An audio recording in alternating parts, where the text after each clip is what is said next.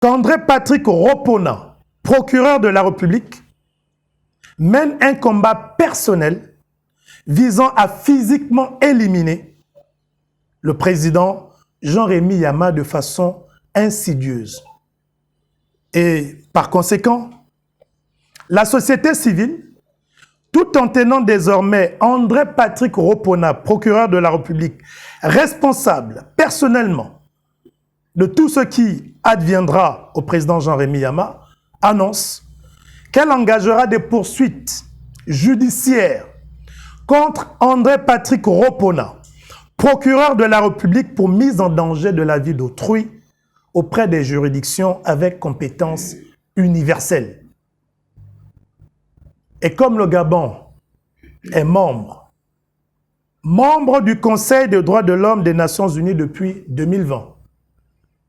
membre non permanent du Conseil de sécurité des Nations Unies depuis janvier 2022,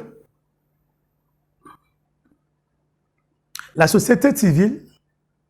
tiendrait pour responsable le ministre de la Justice et le représentant spécial du secrétaire général des Nations Unies au Gabon, M. François Luceni Fall, de toute dégradation de l'état de santé de Jean-Rémy Yama au regard de la violation des textes fondateurs des Nations Unies ratifiés par le Gabon depuis 1960. Nous ne sommes plus en face d'une affaire judiciaire, mais d'un acharnement d'André Patrick Ropona, procureur de la République, contre la personne de Jean-Rémy Yama. En dehors du judiciaire,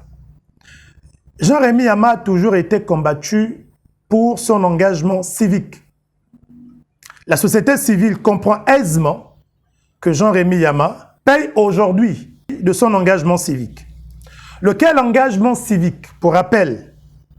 avait conduit à sa détention arbitraire à la veille de l'élection présidentielle de 2016. Et à la veille de l'élection présidentielle de 2023, les mêmes faits se reproduisent. D'ailleurs, la société civile se pose la question de savoir que gagnerait un procureur de la République à maintenir en prison par tous les moyens un leader de la société civile au point de réunir toutes les conditions pour qu'il meure en prison par une dégradation de sa santé. La société civile comprend de ce fait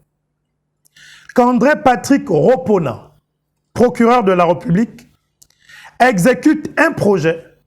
au profit de quelqu'un politique, sachant que le pire sur Jean-Rémy Yama en prison n'aura pour conséquence que de créer un soulèvement populaire contre les autorités au pouvoir,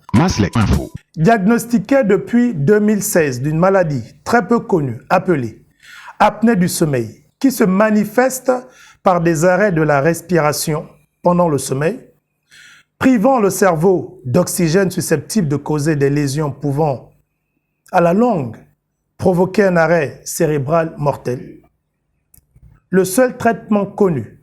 contre cette maladie est l'utilisation d'un appareil respiratoire chargé d'oxygéner le cerveau.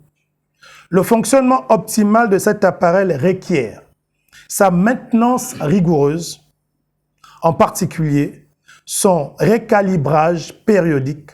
opération réalisable uniquement à l'extérieur du Gabon en raison de l'absence de compétences locales. C'est ainsi que le 27 février 2022, alors qu'il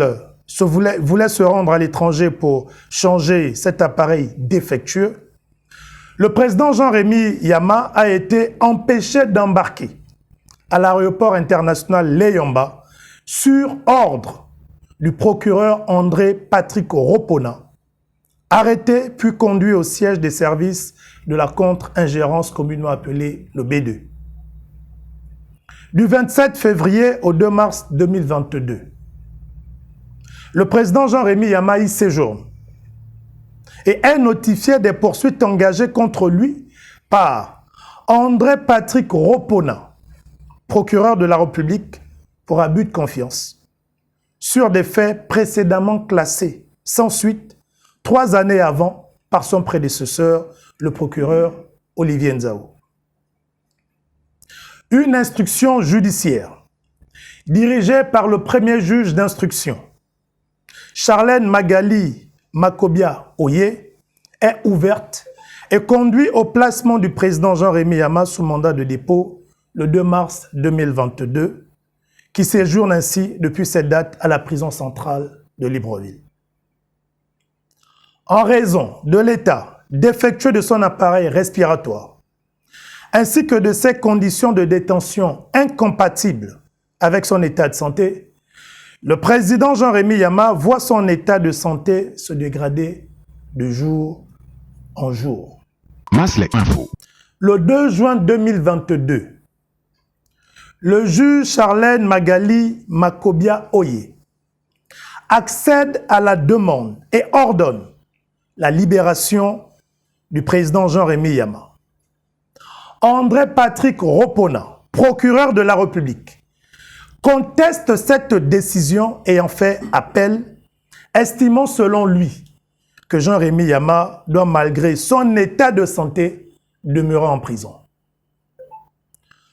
Tout en faisant appel, André Patrick Ropona, procureur de la République, ouvre aussitôt une nouvelle instruction pour détournement des fonds publics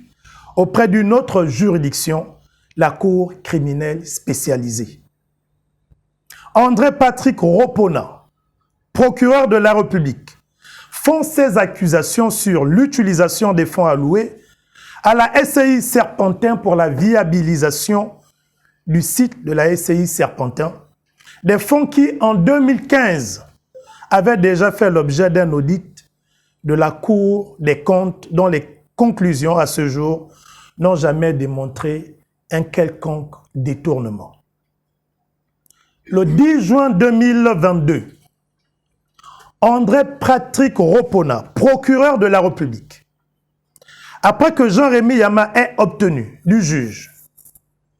du tribunal de première instance la levée de son mandat de dépôt pour abus de confiance le 2 juin 2022, obtient cette fois-ci, auprès de la Cour criminelle spécialisée, un nouveau mandat de dépôt, cette fois pour détournement des fonds publics. Les observations de la société civile sont les suivantes. La lecture des faits suscités démontre à suffisance un acharnement personnel d'André Patrick Ropona, procureur de la République, contre Jean-Rémy Yama, pour qui s'engage à le voir mourir en prison par dégradation de son état de santé,